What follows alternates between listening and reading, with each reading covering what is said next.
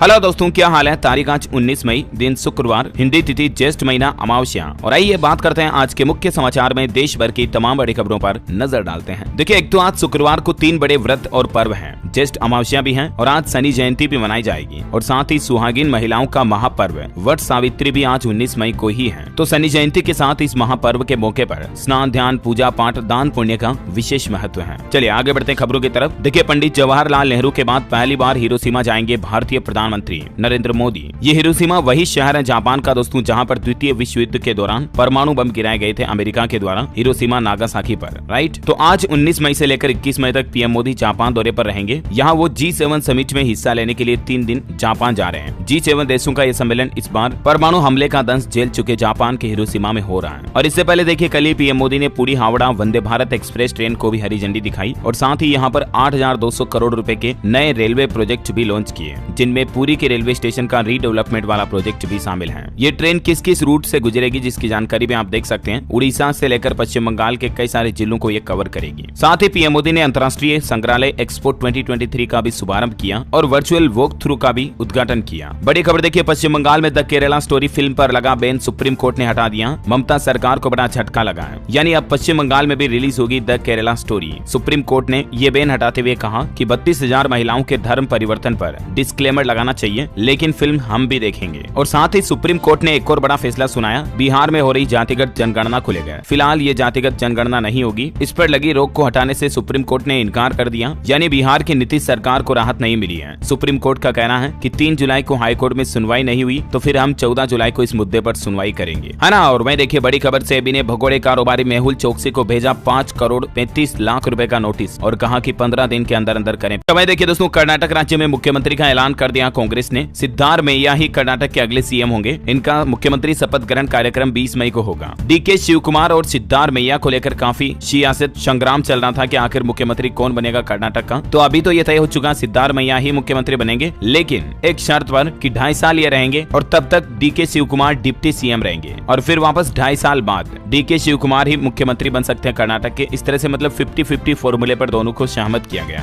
अच्छा, मोदी सरकार का बड़ा फैसला देखिए, केंद्र सरकार कॉन्ट्रैक्ट के आधार पर बड़े अधिकारियों की भर्ती करेगी। किन किन विभागों में ये नियुक्तियां होगी, तो देखिए आप, ये कुछ डिपार्टमेंट्स की जानकारी आप देख सकते हैं। 20 मई को इनका विज्ञापन भी जारी होगा। अच्छा, टेक्नोलॉजी से अपडेट है दोस्तों, एलोन मस्क ने बड़ा ऐलान कर दिया। अब ट्विटर पर आप 2 घंटे का वीडियो भी पोस्ट कर पाएंगे। और इसके अलावा यूट्यूब कंपनी ने भी अपनी नई एड पॉलिसी जारी कर दी है। अब यूट्यूब पर भी आपको लंबे समय तक के एडवर्टाइजमेंट दिखेंगे। एक ही बार में 30 सेकंड तक का यूट्यूब पर एड दिखेगा। विज्ञापनों के लिए कुछ नए फीचर का भी ऐलान किया यूट्यूब ने। जैसे आप यूट्यूब पर वीडियो को पोज करोगे तो स्क्रीन पर एक साइड में वीडियो पोज रहेगा और दूसरे साइड में वीडियो को पोज करते ही एड चालू हो जाएगा। इसके साथ ही एड ब्लॉक का यूज करके आप यूट्यूब नहीं चला पाएंगे। तो ये कुछ नए फीचर आपको भविष्य में यूट्यूब में देखने मिलेंगे, है ना। वह देखिए, बड़ी खबर, उत्तर प्रदेश में बनारस हिंदू यूनिवर्सिटी में होगा खेलो इंडिया यूनिवर्सिटी गेम्स का आयोजन। पीएम मोदी खुद खिलाड़ियों का जोश बढ़ाएंगे। वैसे ये बीएचयू में 26 मई से लेकर 3 जून के बीच खेलो इंडिया कार्यक्रम होगा और इसके समापन के दिन 3 जून को पीएम मोदी खुद खिलाड़ियों से वार्तालाप करेंगे। वहीं पीएम मोदी गीता प्रेस गोरखपुर के शताब्दी वर्ष समारोह में भी हिस्सा लेने के लिए जा सकते हैं 30 मई की तारीख को, है ना। और बड़ी खबर देखिए, आने वाले गणेश उत्सव को लेकर महाराष्ट्र सरकार का बड़ा फैसला। घरों में स्थापित होगी इको फ्रेंडली मूर्ति और सार्वजनिक मंडलों की फीस भी माफ होगी। इस साल पर्यावरण के अनुकूल भगवान गणेश की मूर्तियां घरेलू गणेश उत्सव के लिए अनिवार्य होगी। बीएमसी की तरफ से ये घोषणा की गई है। महाराष्ट्र के मुख्यमंत्री एकनाथ शिंदे और सुप्रीम कोर्ट के निर्देश भी आ गए इस मुद्दे को लेकर, है ना। और वहीं देखिए दोस्तों, इंडियन रेलवे का नया प्लान, पूरी तरह से बदल जाएंगे रेलवे स्टेशनों पर लगे साइन बोर्ड। रेलवे की तरफ से ये बड़ा फैसला लिया गया, यानी कि रेलवे स्टेशनों पर लगे साइन बोर्ड अगले कुछ दिनों में पूरी तरह से आपको नए नजर आएंगे। वजह ये दोस्तों की भारतीय रेलवे का कहना है कि देश भर के सभी रेलवे स्टेशनों पर अब आपको एक ही तरह के साइन बोर्ड देखने को मिलेंगे। रेल मंत्री अश्विनी वैष्णव ने सोमवार को कहा कि यात्रियों की सुविधा के लिए रंग, फॉन्ट और पिक्चरोग्राफ का भी इस्तेमाल किया जाएगा। वैसे आपको बता दो दोस्तों, भारतीय रेलवे अमृत भारत स्टेशन योजना के तहत पूरे भारत में 1275 स्टेशनों का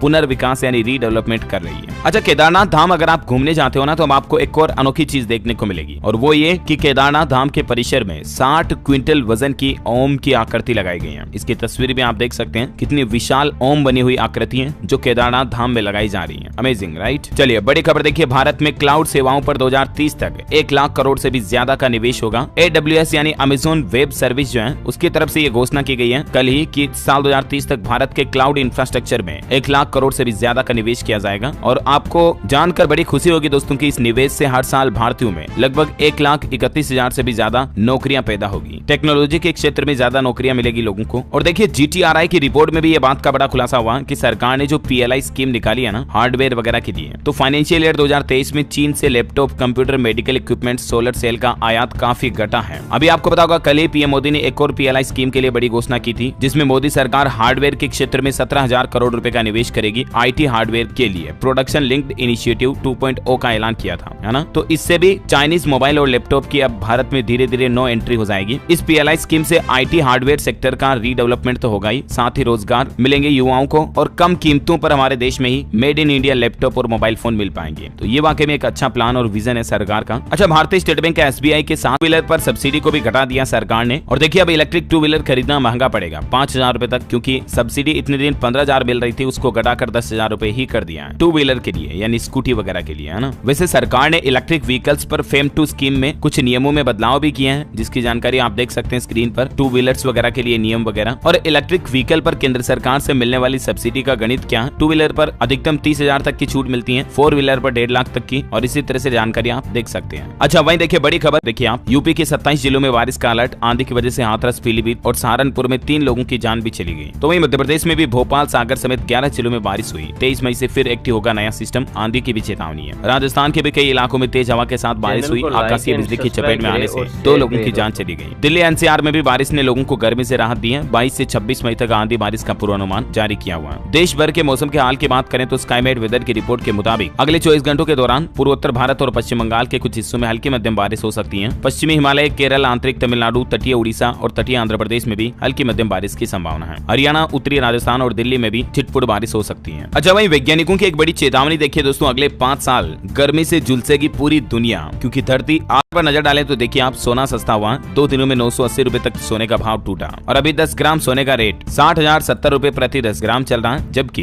चांदी की कीमतों में 530 रुपए की गिरावट आई। उसके बाद अभी चांदी का रेट 72,750 रुपए प्रति किलोग्राम चल रहा है। अच्छा, कोरोना आंकड़ों